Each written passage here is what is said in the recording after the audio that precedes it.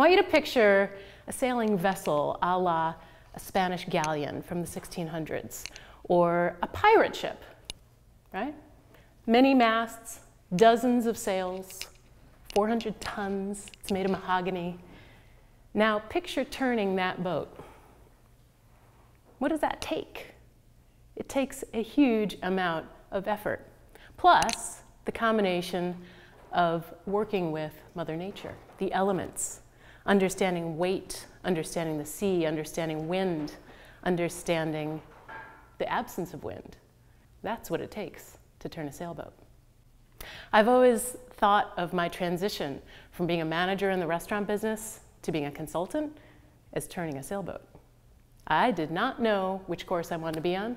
I just knew I needed a little bit of change. I spent 7 years at Balthazar, the French brasserie downtown. I started out simply as a cocktail waitress. I wanted something cash and carry because I was a musician. I was a singer, I wrote my own tunes, I had a band, I played every single weekend. And so I just wanted to make some cash. So I worked doing that for a little while and then was hungry for a little more. They said, "You want to work in the dining room?" I said, "Sure." So I became a head waiter. And then around year 3, they said, "Why don't you become a maitre d'?" Now I'd been a maitre d'. I'd done that at some very hot restaurants back in the day. And I just didn't want anything that was going to pull away from my main goal, which was being a musician and a singer. And I thought to myself, well, you know, I know this place really well. I bet I could actually handle being the maitre d' while also being a singer. So I gave it a shot. Now, in that role, being there for so long, knowing all the guests, I actually could still be a little bit of the singer. And in fact, my nickname at the time was the Maitre Diva. So it was a persona, it was a job, it was a lifestyle. But at the end of the day, I was doing 2 things. One was passion, one was hustle, one was satisfaction, one was success. One made me a little money, one made me money. And finally, after being there 7 years, I said, I need to do one thing. One thing. What one thing will I do? I'd spent years developing my music career. I'd spent years building my restaurant resume. But at the end of the day, I said, well, I'm going to say goodbye to music right now, and I'm just going to focus on one thing. That was my first decision. Do one thing. And it helped to change my course. My second decision was accepting a job at Per Se. I applied to 2 different restaurants. Per Se was the one that called. So I went up and said, okay, let's give this a shot. I was blithely unaware of what my path would become. I thought to myself, uptown restaurant, right? There's gonna be a walk in the park. After being down at Balthazar, we're up until 3 a.m. There's gonna be no problem. Oh, boot camp, day 1. You're a plebe, you know nothing. Give me 20 more, right? That was my experience at Per Se. Little by little, I started growing muscles. Little by little, I realized I can carry that backpack and I'm all right.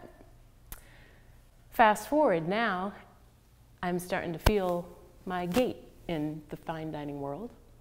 At the same time, I am starting to develop my management skills, my leadership skills. This is actually something I can do. Meanwhile, back to decision number 1, when I decided to move into Per Se, was the time when I met the man who would become my husband. Little did I know that that would be a factor.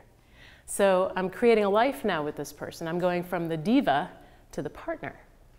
Decision number 3, become a partner. Find somebody who could support you in all that you do. So I'm spending 2 years, I'm now married. I'm thinking to myself, I want to do something else. I knew there was something, but I didn't know what it was. So I was thinking, let's find another job. Let's find something, maybe a little bit smaller opportunity, or maybe I can grow a little bit more, a little bit faster. I was recruited by a restaurant called Town. This was a former 3-star beauty. And unfortunately, it had started being mismanaged. It was out of its glory phase, and now it was mired with issues. So now I'm in charge. Now the boot camp days are over, and now I've got the stripes, right? Now I'm in charge of this ship, and it's a tough one. The beauty of Town was it showed me what a consultant was. Now, back at Balthazar, I didn't really know what a consultant was. I never dreamed of being a consultant. No, I dreamed of being a singer. And when I decided to move towards one thing, it was just like, let's try this. Let's see what happens. I really had no clue. So when I saw all these consultants at town, it got my attention. Now, these were the consultants who, some were better than others, but these were the types of consultants who really give consultants a bad name. They're the ones who take a lot of money. They're the ones that spend very little time. They're the ones who tell you what you're doing wrong and then leave. And I'm like, what just happened? What just happened? This place is bleeding money and you just took a whole bunch of it and you left? Whoa, what's that? So that gave me a little idea. I can do better than that. I can do better than that. That's not really great. That's like really low bar. I can step over that. So after being there a few months, I said to myself, I think I'm going to make a change. Decision number 4, start your own business. If you can't beat them, join them. So I start my own business. Now, people say, how long did it take you to start your own business? In truth, just a couple of months, right? You set up an LLC, you set up your website, you develop your offerings, you develop what you're going to be, serving people with. And I put that all live and I started getting clients. But in truth, I didn't become a consultant until many years later. My first months as a consultant, I was very much pigeonholed as fine dining. And I was like, excuse me, 2 years in fine dining and 20 years doing all sorts of other stuff.